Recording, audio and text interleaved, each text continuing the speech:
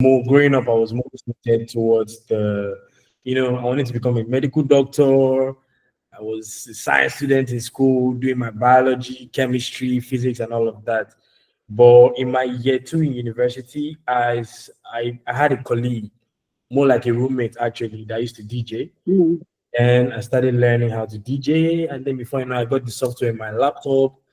And then I used to DJ in uni. I had a very solid DJing career back then. I used to DJ in faculty nights, parties, and stuff. So it actually made me fall in love with the music.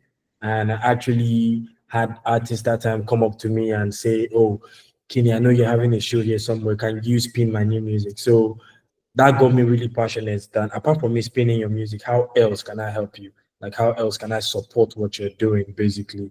And then that led me to trying to learn about the music business. So I remember taking courses on Coursera back then, and then it felt kind of alien to my space. You go on Coursera and then you're learning something about the American music industry. So a lot of things do not apply to your local scene. So you're like, oh, I hear you say venues pay performance fees, but the bar or the hotel in my local regions do not do that. So how does it apply? So I started looking for customized training programs that apply to the my local scene, to the African music scene, and then I found the Music Business Academy for Africa. So I took the program in 2021. So from there, it gave me a perspective on how the African music industry currently is structured, the challenges which we're all working day in and night rather to solve, building connections across board. And then I started managing an artist in uni as well. And happy to say that the artist just got signed to the NBA as well on an amazing deal. He's about to put out an EP too as well. So basically That's incredible. that's how I came into the music space, and it's been a journey so far, a journey filled with learning, because I feel learning never stops. So no matter where you get to in life, you always have to keep learning, because that's what keeps you relevant. That's what keeps you on top of the new developments that are constantly happening. So yes, that's brief intro and how I came in here. So I think you also mentioned about how the music scene is in Lagos. So Lagos is Lagos is very busy. I don't know if there's anybody here that's been to Lagos, but Lagos is a busy town. So there's a lot of creativity happening. There's a huge youth population. And I think if you're aware, the median youth age across Africa is like 19, 20-ish. So we have a heavy youth population, very heavy youth population.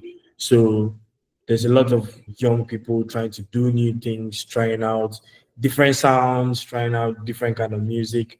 So we have a huge music population here. So you go to clubs, people enjoy hearing their favorite artists, and Lagos is just a place where people love music. Like, people play music, consume music. There's a lot happening, so you need some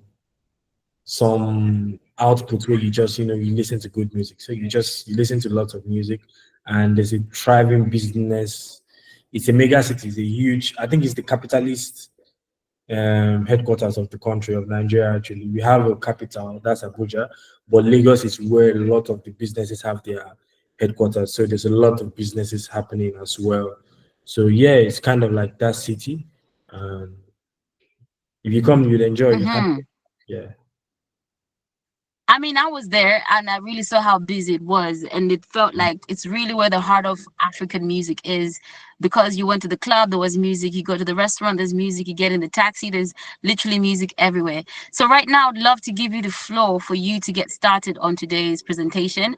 I believe we're recording and we have most people in place. So, over to you. Would you like to share your screen? Yeah, I will share my screen right away. Okay. Yeah, just doing that. Sorry, I have lots of tabs open. It's my daily life. Tell us something different. There. Okay. Is it really big now? We can see it. Yes, navigating the music industry. We can see the screen. Okay, all right. So basically, I'm just going to be. And before I start, big shout out to my assistant. She's on this call. She was really instrumental in putting this slides together. So, guys, if you see Glory on the chat, please just say thank you, Glory. And yeah, moving on. So basically, I'm just going to be talking about navigating the music industry guide for African artists. So today we're going to talk about the industry's key players, revenue streams, and the importance of the legal aspects. So, Hold on, Kenny. I think the network has disconnected the presentation. oh, wait a minute. Uh-huh. Just check again. Okay, hold on, let I me think see. stop sharing it and then share it again. Okay, There we is, go. is it back? It's back now. You can continue. Okay, all right. So I just found out an interesting update. You can control your slides from the meeting screen. Nice. So basically, the difference between the global market and the Nigerian market. And I used the Nigerian market to kind of like give an example. To I know this session is majorly focused on the Malawi scene actually. So you can just replace Malawi here actually. So the global markets they have established systems, diverse genres, while the Nigerian market is we have different genres. Like we have this Alte, there is Fuji, there is High Life, but the top genre, the one that brings in the most money, is Afrobeats. And there is huge growth happening, huge influence, and influence also ties to impact on global pop culture. So I have the belief that when your music sells your culture, other things have to follow along it in order to make it more sustainable. So your dressing style, your clothing, your food, your language as well. That goes with music. So influence on pop culture, like slangs. There are slangs now in Nigeria that are normalized just because of music. And even if you go to the UK as well, where Afrobeat is huge, it's kind of normalized. And then that's like one of the key things I see that Nigerian music actually sells or actually moves with the Nigerian music. So I think I'd like to do like some Q&A here. I'd just like to hear about the Malawi music scene. Like, can someone just unmute and just tell me what's the music like there? How is the culture like there? Like, just give me a bit more perspective on the Malawi scene. I don't know if there's anybody that can speak about that.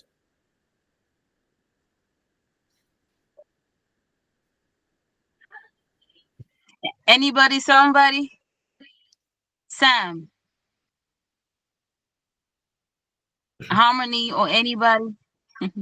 I see a Go hand ahead, up. C Trees. Go ahead. Yeah. All right. Greetings. I am C Trees. I hope you can hear me. Yeah, I can hear you. Yes, you're loud and clear. Yeah, I'm connecting from Malawi. So I am a reggae, a dancehall, and Afrobeat artist. And in terms of the scene here, there's like two major like categories of the music like scene, right? In general, we have like the urban in the setup, um, comprising of mainly the youth artists, and then we have like the other side, which is mainly for maybe the older generation, and it would include gospel music and local music. So we have some legends who represent in that set. But in terms of the urban and popular culture, there's people are still listening to a lot of amapiano and Afrobeat even here.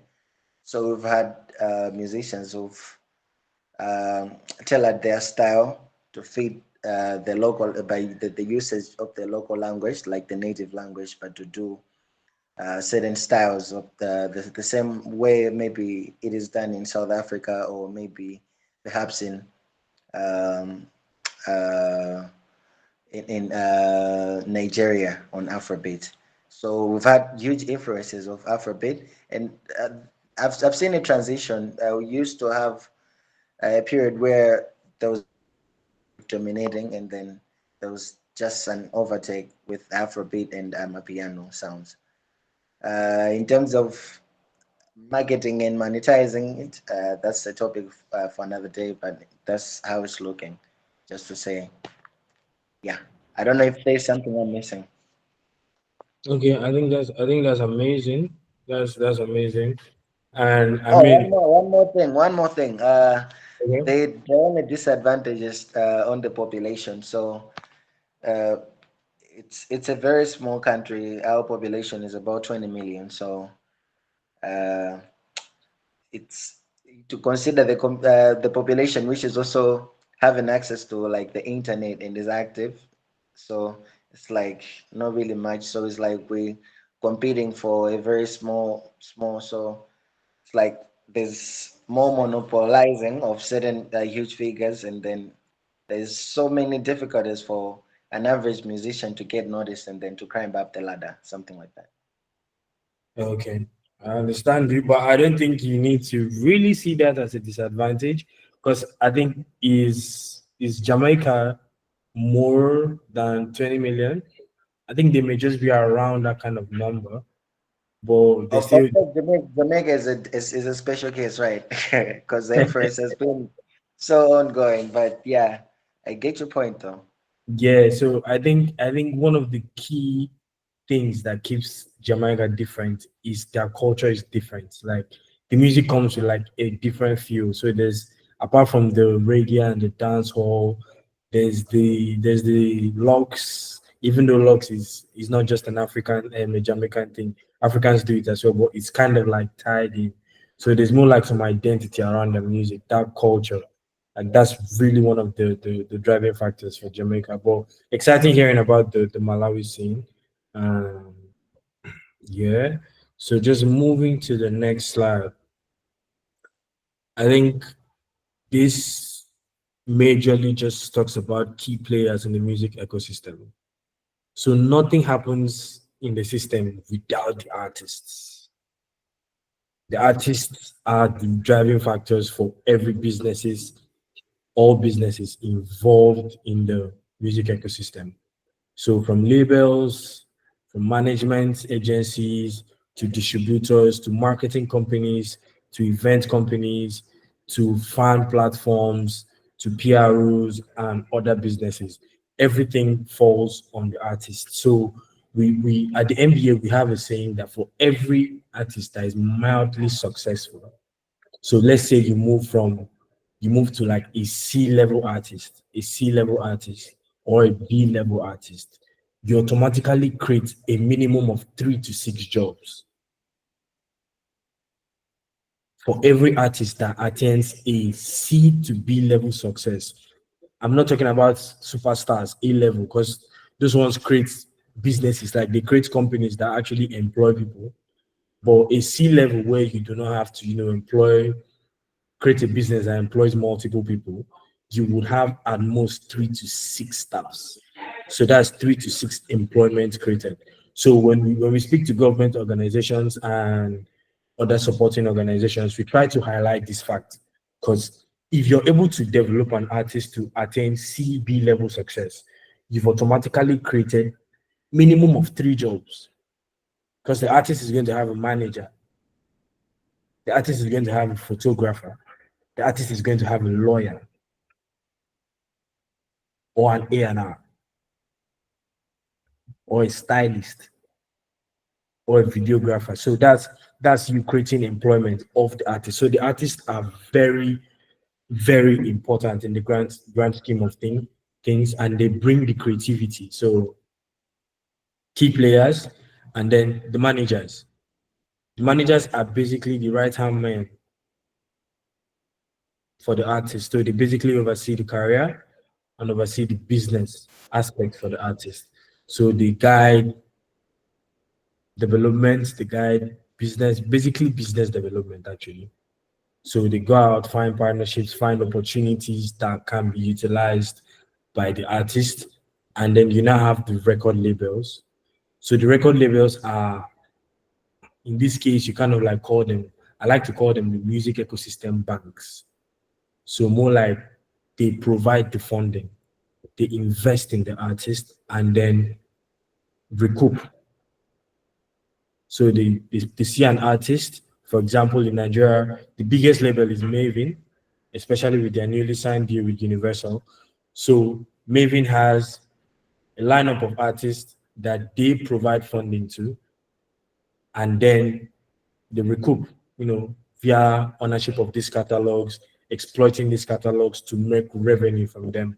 So that's the huge role that record labels play, and then distributors as well. Distributors basically make sure that your music is available across all the stores. So back then when the industry used to function on CDs, distributors in those times used to play the role of making sure that you have the music in this store, in that store, across the states, across the various countries. They are placed, the music is placed maybe at the front shelf. Immediately you enter the store, premium placement, so that once you enter the store, you see the CD and you're able to buy it. The same thing happens today on DSPs. Distributors pitch to get editorial playlisting or editorial features so that once you open your Apple Music, the first big banner you see is maybe your album. So that's how important the role that distributors play. They ensure visibility on stores, which are now DSPs, your Apple Music, your Spotify, your Audiomack, Boomplay, and the rest.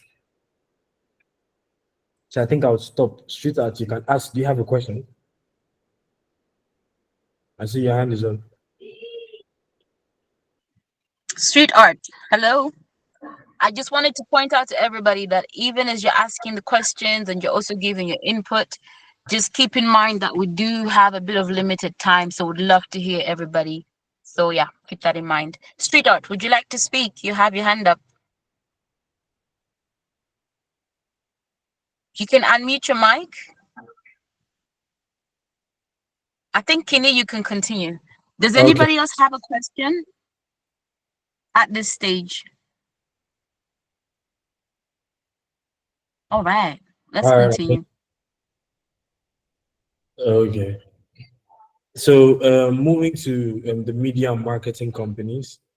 So media and marketing companies basically media companies would offer services such as documenting photos, videos, making sure you have promotional clips, and then marketing companies basically make sure that you're marketed, blog placements, press placements, partnerships, marketing partnerships, making sure that you have visibility on your projects when you're releasing a project, marketing plans, etc.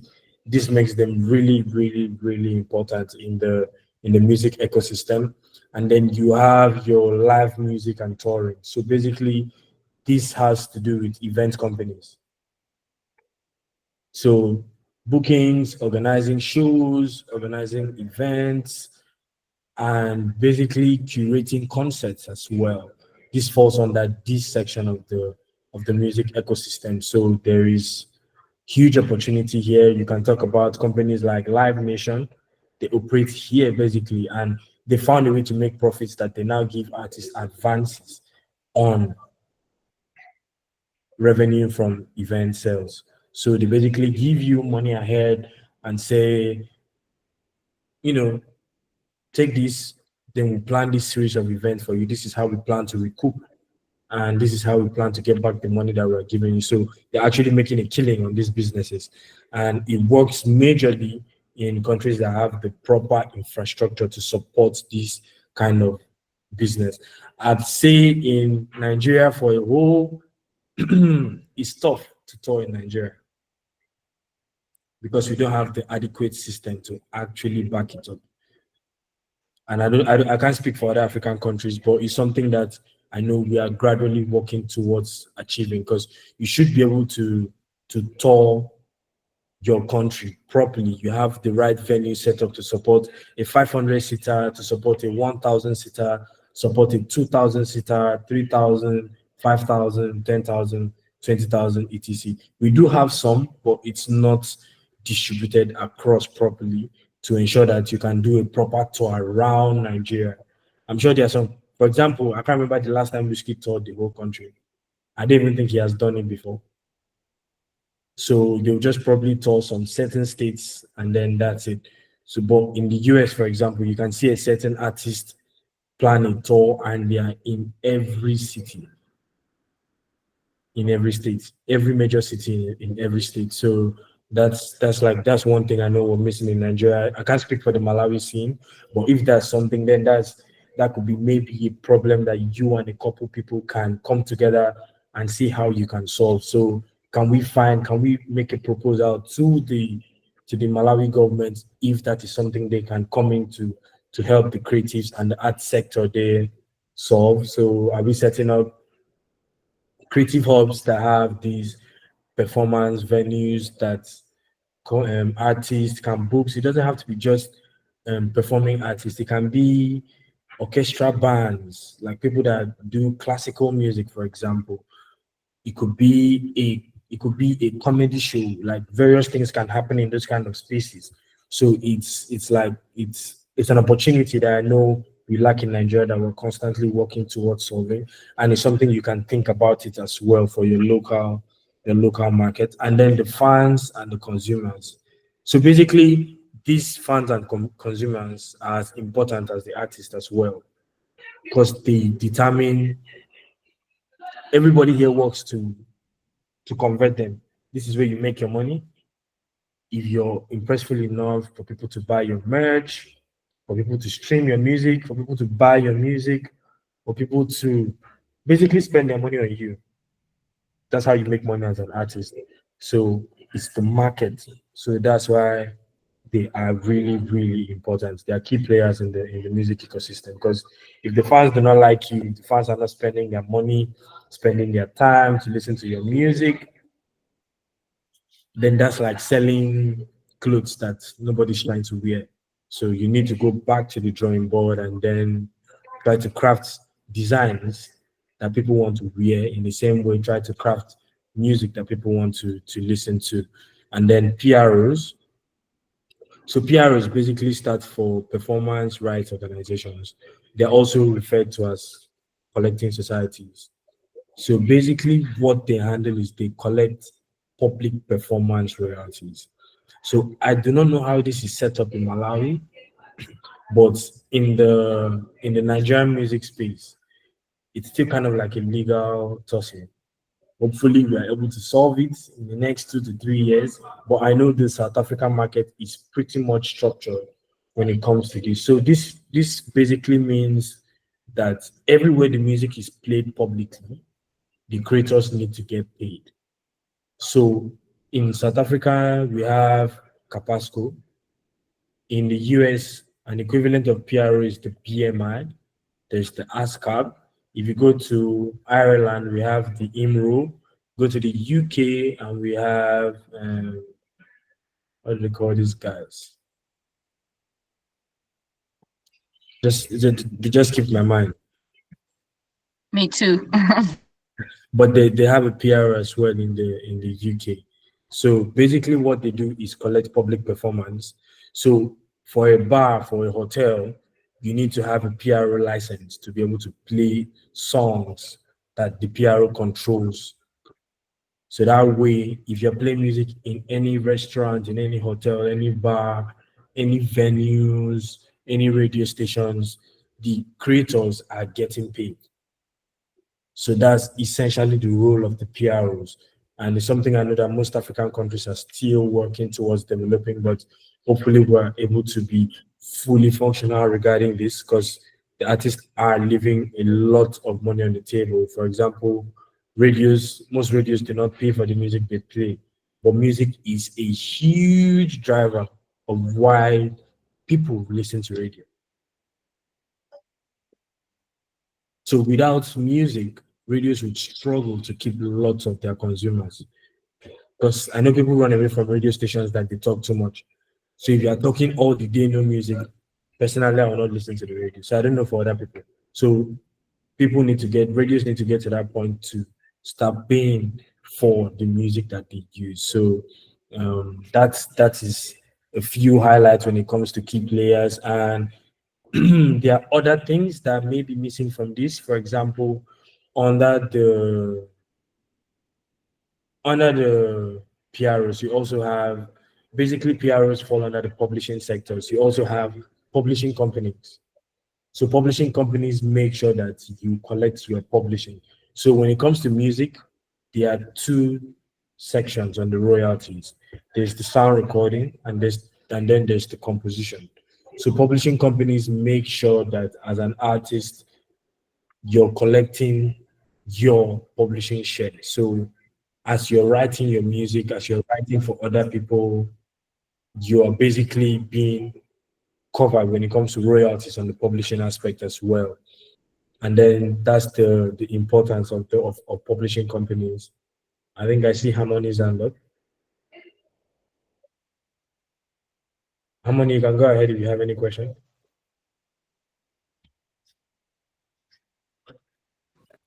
All right. Hello, everyone. My name is Harmony Malawi. Uh, as my name says it all, I'm based in Malawi. So I just want to ask a question based on the record labels. All right. So we do have different record labels. So what I'm trying to understand is every record label has their own like uniqueness. So if the question is if a record label want to sign an artist and they see that the music that an artist is giving out is not correlating with their own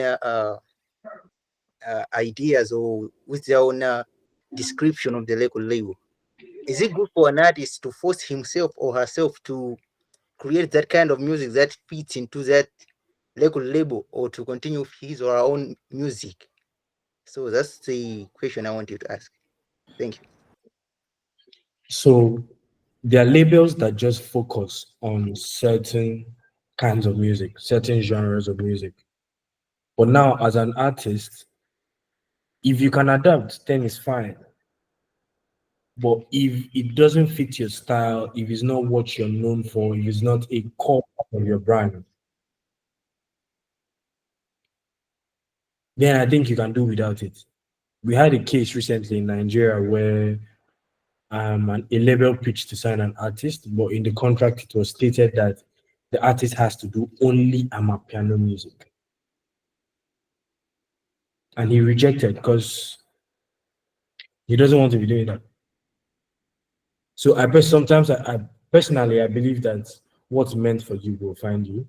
So maybe that's not the best deal for you, but I'm not one to say because it's easier said than done. Because when you're hungry and the label is offering you huge money, and then I come and tell you at that point, oh, if you feel like you can't make just a piano, then I think you should let this pass. I will look like the bad guy because I'm trying to take food out of your plate. But it's just the decision you need to make. Are you sure you can do this? Is this, as an artist, is this going to affect your creativity? Is this going to mean well for you? So you consider these factors before going ahead with that kind of decision. So Harmony, I don't know if that answered your question. Oh yeah, you have responded very well, and I don't know if I can ask another question, but I One think I'll more ask. harmony. Go ahead. Should I go on? Yes, please go ahead. All right, thank you very much. So I just wanted some clarification on the C level artist and the B level artist, the way you differentiated. So I just want some clarification. If you can repeat, thank you. You mean a sellable artist and a buildable artist? Is that what you said? Yes, yes. Okay, sellable and buildable. Technical, but I think how I would put it this way would be some artists are already commercial, like they already have something going on for themselves. So, give for example, Let me look at a local scene. Who do I pick up? Okay, let's look at Maven. And when Maven signed Ladipo, I don't know if you're aware of Ladipo, but Ladipo is a rapper. Now Ladipo already had huge singles out, huge rap collaborations out, and then he now signed on to Maven. He signed on to Maven as an artist that was already selling records. So Maven easily maybe evaluated internally and say, you know what? I think there's a market for rap that we can sell this artist to. We have a bigger budget. We can market this artist. We can recoup on this artist because there's obviously a market for it. He's making money. He's selling records already. We can capitalize on that. Now, that's one approach. Second approach is Rema. Now, Rema was 19 when he dropped his first EP. He had already dropped EPs before. Sorry, he had already dropped the project before, but that was under a different name. And the project didn't sell, didn't go anywhere.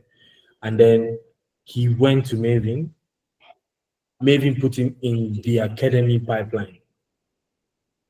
So he went through artist development, went through training, vocal trainings, performance trainings, multiple recording sessions, being put in rooms with various producers. That process is Maven actually building him. So it's the term buildable and sellable. It's really not a tag that an artist wears. It's just the operational process that the label is using for each artist. So it could differ. So this artist is probably already commercial. So our focus is selling this artist to a more bigger market because we have a bigger budget. Or I hear this talent. This talent is really good. Not big yet, but we can take this artist through a building process, through a development process, and then unveil. And there's a huge potential that this artist will go big. So I think that is the angle to look at it from. It's not like there's an artist that you say, oh, this is a buildable artist, this is a sellable artist. It's the direction the label tools on what's best for them and what's most feasible for their business. All right, thank you very much for your response. Okay, you're welcome. So I'll just move to the next slide.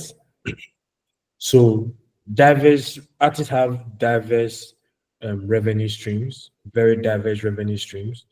There's the sync licensing.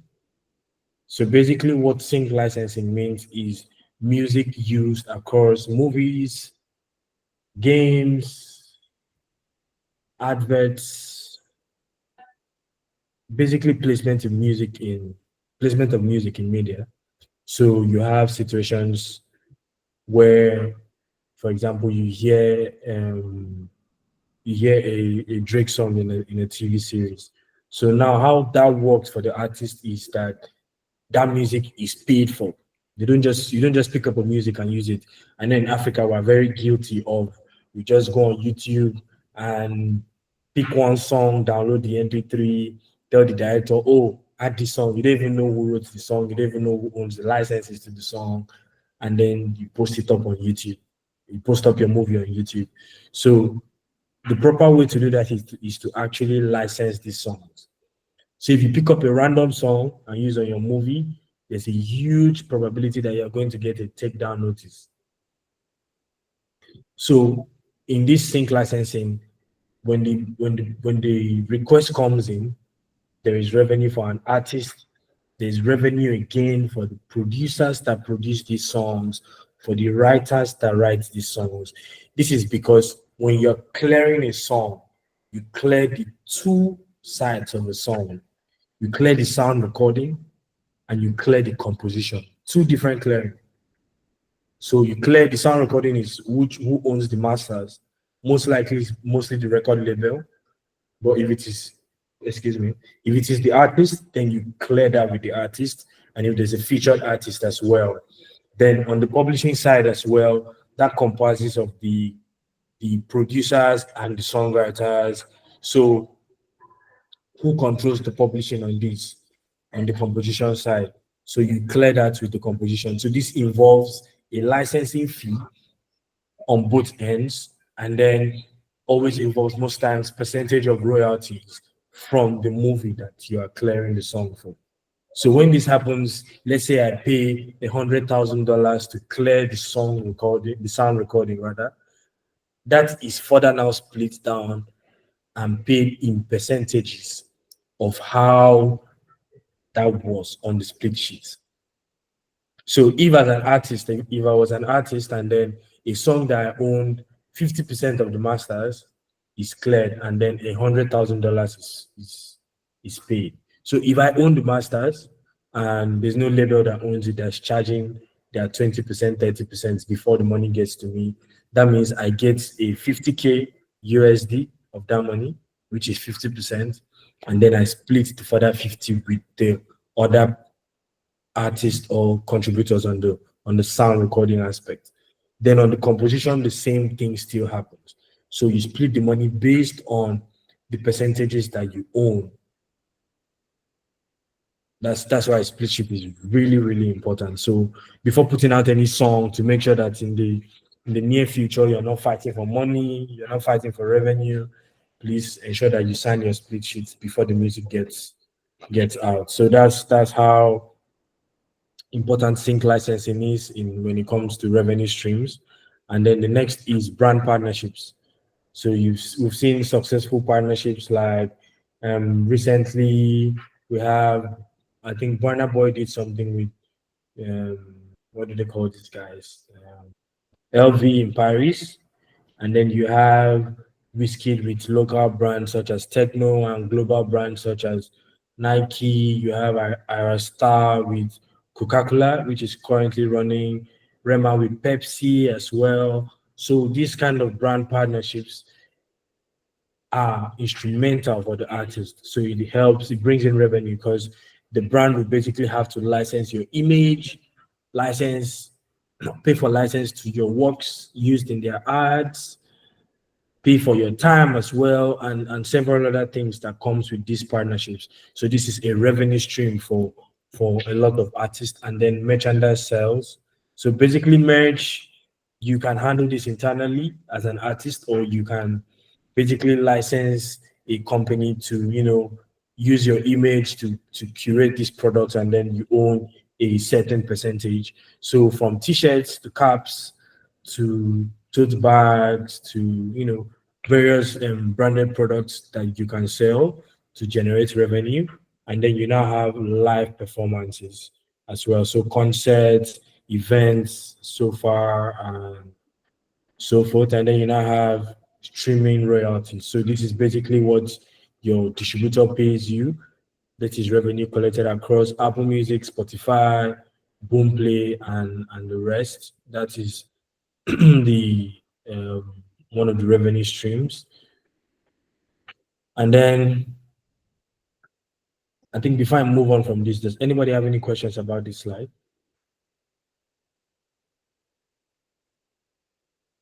Okay. Guys, please feel free to ask any questions, or you can just jot them down in the chat on the call and he'll be able to address them. So if there's anything that you haven't understood, please feel free to express yourself. Okay. All right. Moving to the next slide. So I think before I start talking on this, I think one thing I see C3's question on the chat. I'd love to learn more on how to break through commercially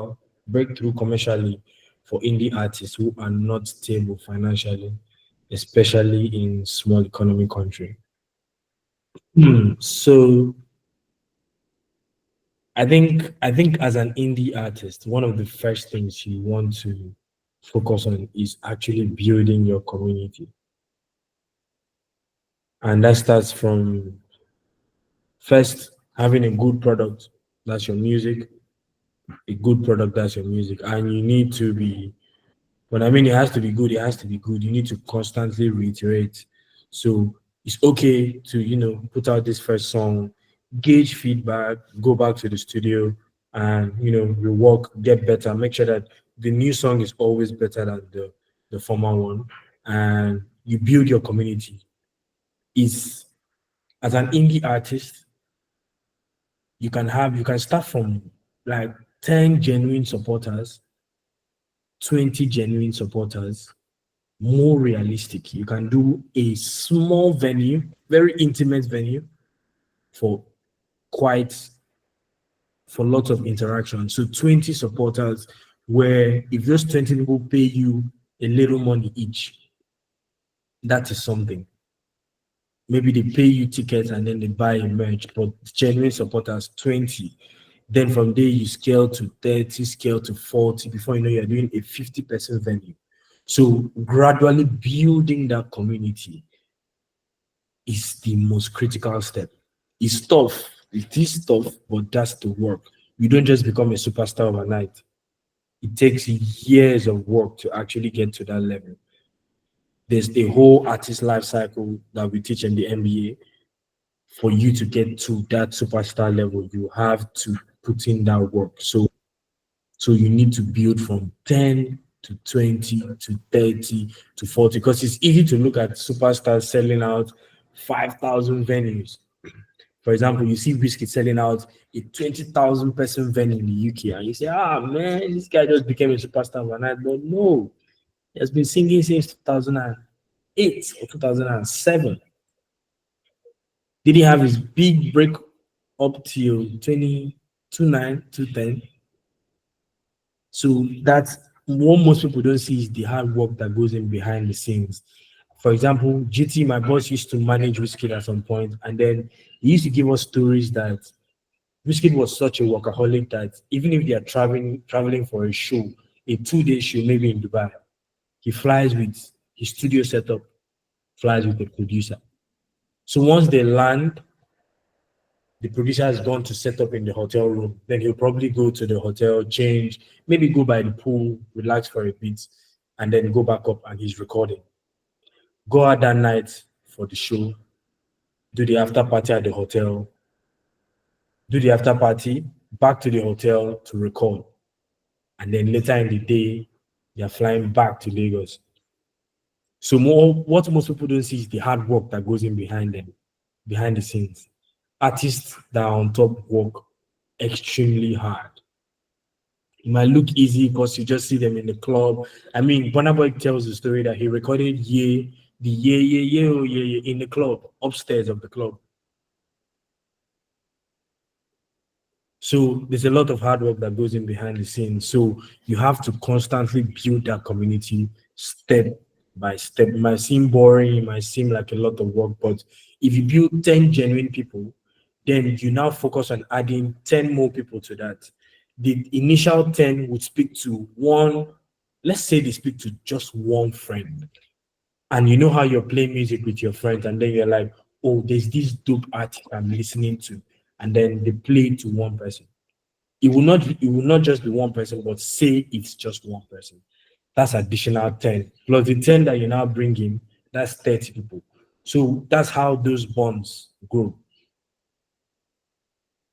So focus on building your community, those connections, and then building. Now I'll now dive deep into this slide, because this slide actually talks about that your questions. That's why I started with your question. So these connections, when you're starting out, it would be easy for you to look up and say, oh, I want to work with SARS. But no, that's not how it works. It takes a lot to get in the studio with SARS. But you have producers that are starting out with you. I believe in, I think the best way to network is horizontally. It's okay to network vertically, but the best way and a very long lasting route is usually horizontally. People that are building on the same level with you, because the person that is the marketing assistant today is probably going to head the marketing department in the next 3 to 5 to 6 years. You understand? The person that is an executive assistant today is probably going to head a department in the next 3 to 5 to 6 years. So it's building on that level and growing on that level. You want to be with growing with people to a point that you can pick up your phone and then you're calling a head of a department, but you're not bugging because that's your guy. Like, ah, my guy, how far? What's happening? It's That's how growth works. So grow with producers that way. You guys learn, be in the studio together because that time they will not ask you for ridiculous fees. But if you're trying to be in the studio with a big producer, you have to pay for their time because they put in the work. So that is important part when it comes to connections. And what works magic is that if within your peers, as you're going horizontally, you stand out very well, then the people on top will automatically notice you. Like if within your peers you stand out, it's easier for the people on top to know you. And if you need something vertically, that makes it really easy. So connections, I just spoke about that, is really important. So we producers your level because it's amazing when people can look back and see the growth across board. I mean, for example, we look back in time and then we can see Whiskey's growth with certain producers at certain periods of his careers. There was a time he was locked in with SARS, and they have a huge catalog of songs they put out together. And there's a time he was locked in with P2J, or he's still locked in with P2J, and you can see lots of albums in a album that they work together on. So you have to build those connections with people from the scratch, gradually, gradually, gradually. So industry events, very, very important. But I'm not a fan of just going to events randomly. I mean, it's good for the positioning and everything, but I feel like you need to actually have something going for yourself actually, so that when you go to this event, you can actually, know who you want to speak to. Oh, I'm going to this event. I'm trying to get this. So I think these are the top three people that I'd like to speak to, and then try to see if you can. Or when you're speaking to someone, you have something you can talk about. Because when you go to event, they're just people that want to just say hi. Oh, hi, hi, I'm this. But you don't have something else that you want to talk about. Oh, this is what I'm doing, this is what I'm doing, and this is where I think your company can come in. This is where I think you can come in. So you want to be someone that has things that they're doing. So find engagement as well. So I see a question that actually ties into this. So how does an indie artist build a fan community organically? So engagement. So engagement. 10 people, are you setting up a WhatsApp group or a WhatsApp channel? What are you doing? Basically, you need to set up these channels so you can engage with them constantly. More like talk to them or find ways you can engage them. If you're doing an intimate show, if you're doing intimate call sessions, like you build gradually that way so you can have something that you do maybe once a month so it's not too hectic for you, or twice a month, kind of engagements like that. That's how you engage your career and your fans rather. So that's one of the strategies you can use to build organically. And then I also wanted to touch deeply on record labels. I think I see we have how many more, two more slides to go. So I'm looking at our time so we don't run out of time.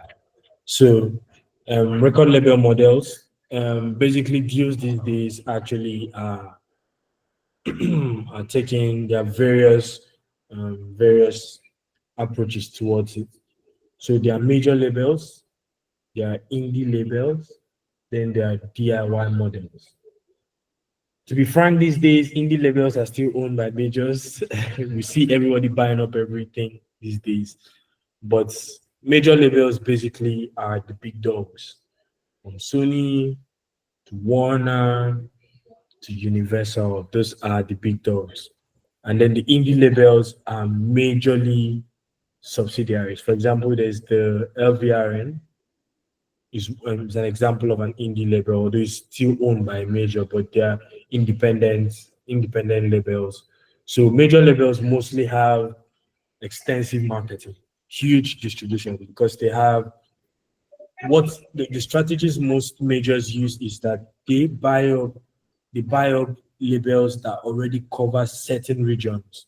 So when they have huge catalogs, when they have huge campaigns at a major label perspective, all they just do is plug this into their engines.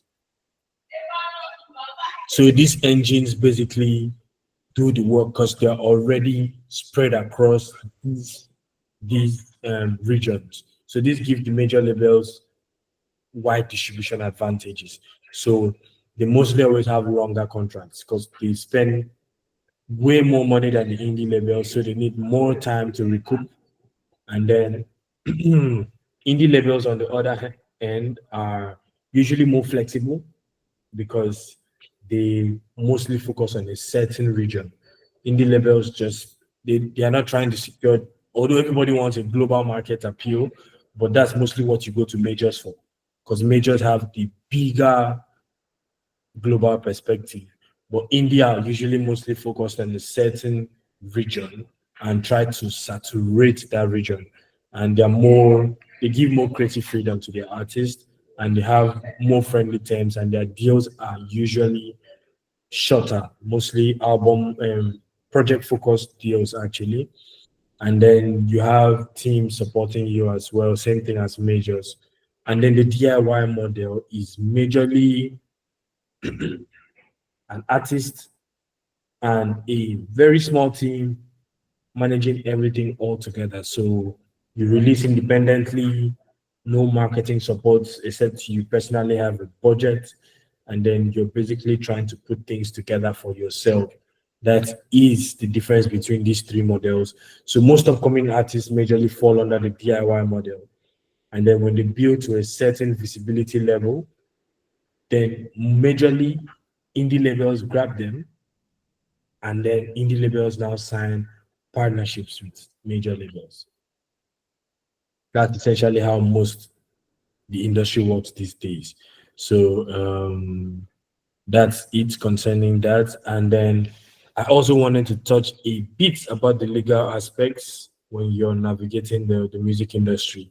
I cannot emphasize how important it is to have an entertainment lawyer on your team. I do not mean a property lawyer, I do not mean a real estate lawyer, because we have cases where people will go and bring lawyers that are focused on drafting tenancy agreements, real estate deals, and then they bring them to negotiate entertainment deals and to clear records. They are going to be clueless. I'm not even going to lie to you, because you need to be focused on this sector to actually understand how things work in the entertainment space. So you have to be an entertainment or a creative industries lawyer, because everybody has an area of specialization. So you need a lawyer to be able to make sure that you understand your contracts. So understand your contracts, and understanding your contract as an artist is very important. You don't just delegate it to the lawyer. When you receive a contract, you tell your lawyer, have you read through it? Do you understand it? Now, let's have a meeting, break down and explain section by section. So section A, what does this mean? So they have their legal terms. So maybe you don't want to stress your head consulting dictionary before you understand the contract. Your lawyer needs to explain each section so that you as an artist understand what you're signing as well. So not because your lawyer said, oh, you can sign, you just go ahead and sign. You need to understand what you're signing before you sign. And the next thing is copyright. You need to understand the importance of copyright and the importance of making sure that it's protected. So registering your works with the appropriate bodies to make sure that you do not miss revenue, signing split sheets, assigning percentages, making sure that people are aware of ownership percentages is very, very important. Very, very important. And then royalties. Tracking and collecting royalties. So royalties distribution depend a lot on legal paperwork. So is the label recouping before you start making money? Was that clarified? Because some people will now be surprised. Oh, I dropped an album and I haven't gotten any payment so far. Oh no, the label has not paid me. Shishi, they've not paid me any money. And then you go to their contracts and then you see that the label needs to recoup all the spending. And then you ask them, oh, are you aware of how much the label spent on your project? And they don't know. And then you have to know that you need to ask for accounts and make sure that the label is not spending money that you're not aware on your behalf. Because it's going to be written into your expense and you're going to pay it back. So for example, you're doing an EP or you're releasing an EP and you're doing an EP release party. And then you're doing an after party at the club. And then you see the label rep, some people are ordering champagne. Your manager needs to clarify this champagne, is it on the artist's account or is it on your personal account or is it on the label's account? That needs to be clarified before you find out that you are paying for champagne somebody drank at your EP release party that you will not have consented to. So these kind of clarifications need to be made down, and it's something that your lawyer needs to also look into the contracts and make sure that it's clarified. So this is really, really important on why you need to have a lawyer covering the legal aspect of your career as well. And then lastly, I just wanted to talk on the I think I've actually touched based on most of these things, but I just want to do a final touch so that as an artist, pitfalls that you can avoid, lack of legal protection. I cannot reemphasize on how important this is because you have every now and then you see people come online on Twitter to cry about their deals. That's because you just didn't get understanding of what you signed. So in order to avoid you lamenting in 3 to 5 to 6 years from now about your catalog, make sure that you have proper legal protection. And then poor financial management. So as an artist, when you start making money, it's easy to get lost in, oh, you're seeing huge revenue from performances and then you now feel like, oh, I can spend recklessly, I can just go and buy things anyhow. And then before you find out money starts slowing down and you now turn back and then you see that you didn't make the most of when you made the most money. So making sure that you're saving, making sure that you're investing, making sure that you're managing your finances in an appropriate manner is very, very important for an artist. So you need to get an investment advisor or find a proper account manager to oversee your income, track your royalties, as when do you this company is here to pay us royalties for this quarter, for this year, follow up for it, find the payments, get them in, split them. Or maybe you need to pay yourself first and then pay your savings, put some in investments. Proper financial management, very, very essential for an artist. And then burnout. As creatives, it's easy to get burnt out. So you have to balance everything, making sure that you do not neglect yourself. Because if you're not properly in the right state, like you mentally, you're not in the right state, you find it difficult to write music, you find it difficult to perform music, you find it difficult to basically be in your creative self. So you need to balance it, making sure that you're not being stressed, making sure that you're treating yourself well. That is very essential as a creative. And then bad contracts. So bad contracts happen as a result of lack of legal protection. So you have to make sure that you avoid bad contracts. So it's easy when you can. Some people can get tempted by the money. So you have cases where lawyers try to say, "Oh, don't sign this deal; it's bad for you." But the money they are offering the artist is like, "I don't know what you're saying, but I'm going to sign bad contracts just because of the money offered." So you need to properly, review and be aware of the consequences if you go ahead to sign. So I think that's it for my brief presentation about the Nigerian and African music industry at large. I just try to keep it really brief. The industry is very, very, very huge. So there's a lot of learning that can still happen. And I just want to also put it out there that to learn more, you can also sign up for the Music Business Academy for Africa program. Currently, we have the wait list for the 2025 program that is going to start in September this year. So I'm just going to drop the website in the chat box so you can just go to the website and then sign up on the waiting list so you get first-hand information once the registration has started. So that is it, and I will just switch over to questions. So over to you, Kim. Thank you so much, Kini. That's been such an insightful session. I really hope we learned a lot from here. There's a lot of business opportunities and direction for a lot of artists in this room. Are there any questions from the room that we can take? Now is your chance. Please raise your hands. Keep your questions clear and nice and short so we can hear more people. Yeah. Any questions? Any takers? Anybody? Somebody? Okay, so I think then if there is no one with a question, I would just like to say, oh, Ceatrice, go ahead. Go ahead. Yeah. Yeah, sorry, I hate to be the only one speaking, but Please, you're welcome. okay.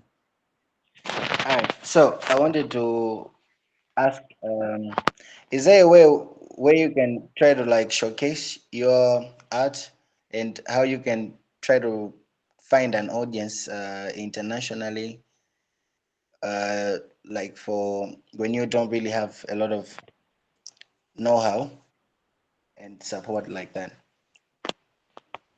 Okay, so basically how to break out internationally. Oh, so this is really what majors do, but I think I think you need to be strategic about it. So first things first is you need to move city to city. You can't just break out across, say, all the cities at once. If you don't have a huge budget behind you, that's except it's a viral moment, but it's very unrealistic. So maybe, for example, yeah, Malawi, what's the next looking at the next country close to you guys, their capital city, for example, what can you do to get big there? Collaborations, because that's the first thing that introduces you to a new market. So collaborate with various artists there. Try to build an active community there of fans that you get from these collaborations. And then can you do a small activation there, a small intimate show? So you have to go through that same building process from city in this country to another city. That's how it works. There's no magic to it. Then maybe you add that to ads. You can also maybe when you're pushing these campaigns, since you've already started building in these communities, you're able to now run ads and then you don't have people that just swipe up. There are people that click. So the algorithm also says that, oh, there are a couple people clicking this ad in this region. That's because you've actually done some collaborations there, so the name is familiar. You've done maybe a couple shows there, so they know the name and they're clicking the ad. So the algorithm as well will also favor you, place you in front of more people as well. So it has to be a combination of these various steps. And then you find partnerships in those cities that would work for you, reach out, pitch, and try to see what you can get moving. So that's it concerning that. I don't know if that clarified your question, Citrus. Yeah, thank you. I Okay. hope is this slide gonna be available for after? So I can send this across. All right, thanks. Okay. Awesome. Do we have any other questions in the room? Okay. Street art, you have a question? Go ahead. And hike beats as well. Who can go first? Hike beats, go ahead.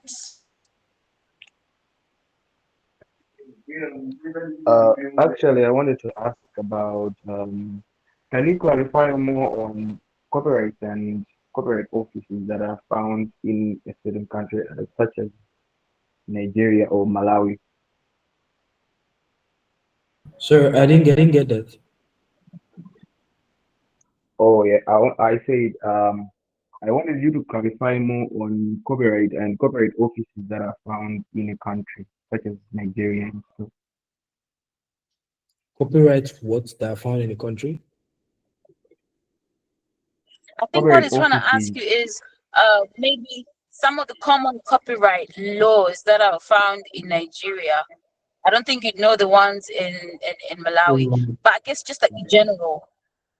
Okay, so I think that would majorly fall under a lawyer's perspective, but majorly what copyright is it gives the owner, say you create a work, it's say you make a beat, I see hide beats on your name. I think you're a producer as well from this. So once you automatically make a beat, you own the copyright. The copyright is the right to copy. So that means before anybody can copy your beat, before anybody can take what you've created, they need to get permission from you. So for songwriters, for producers, for artists, once you create a tangible work, the copyright is automatic. So that's what gives the framework for making sure that people, you don't just wake up and then pick up any beat on YouTube and use. You need to get the proper licenses to be able to do that. You don't just take somebody's song and then switch it into your own version. You need to get right. So that's one of the importance of copyright. So when it comes to the act, how it applies in various countries, for example, in Nigeria, we just repealed, I think maybe a year, okay, I think 2, 3 years ago, we basically just signed an updated copyright act into our constitution.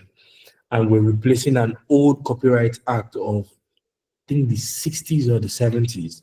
So that's one of the improvements that we've had because we had fines that were very low compared to the currency now. So yeah, that's the updates when it comes to the copyright and the act currently in Nigeria. Hi, did that answer your question? Thank you. I think before Brigida. before the other person comes in, I just wanted to talk a little bit about copyright.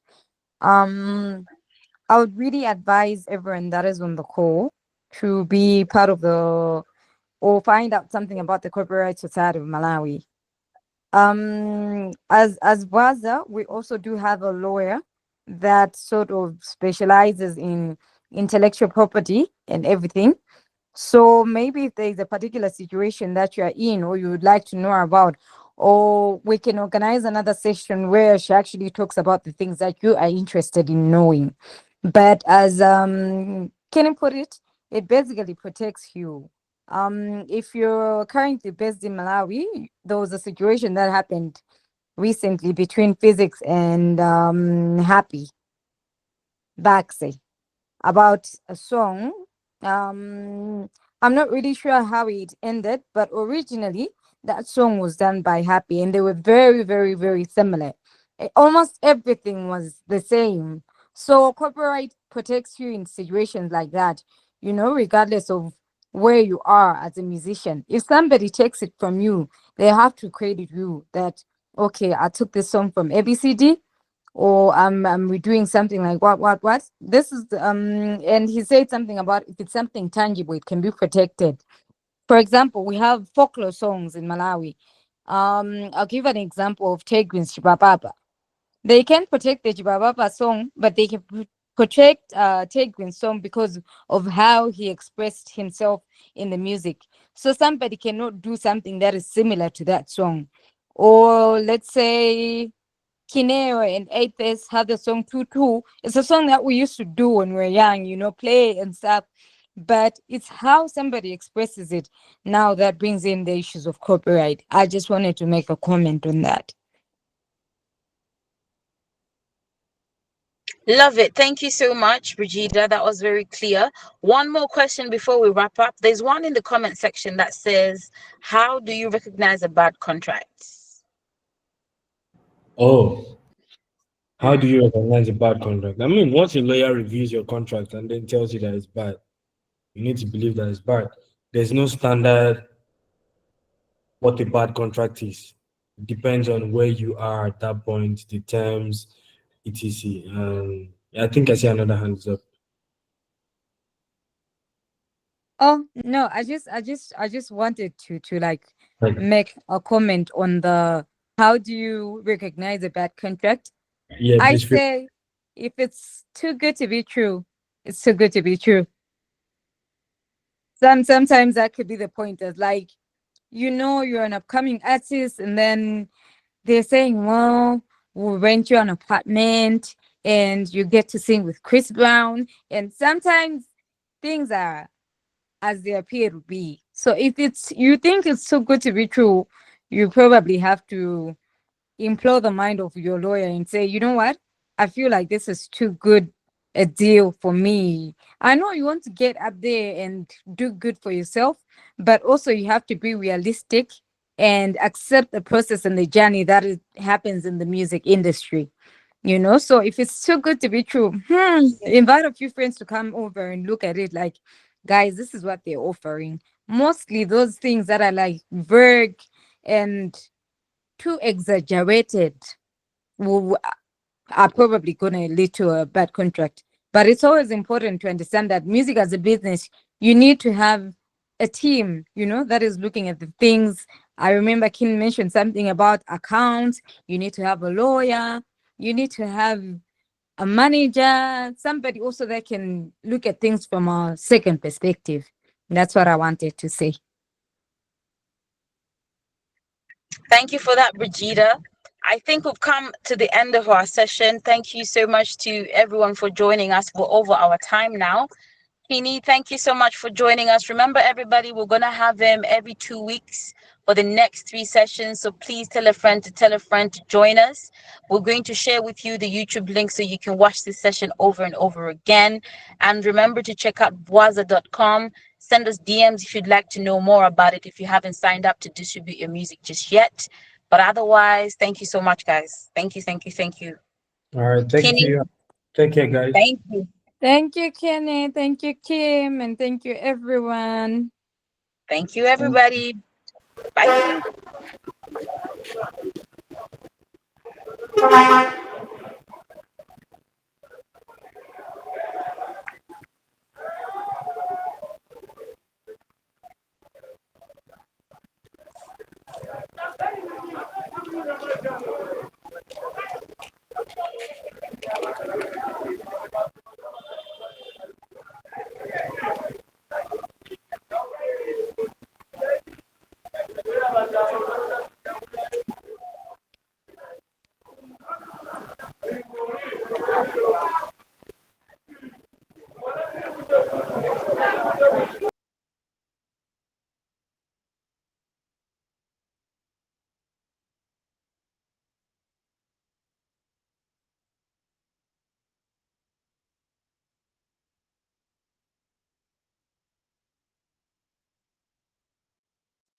Hi, Colin. Shout out to you for recording the call. Otherwise, would have been out in the. I don't know. Google should bring options for recording a call when you're on your phone. Colin, can you hear me?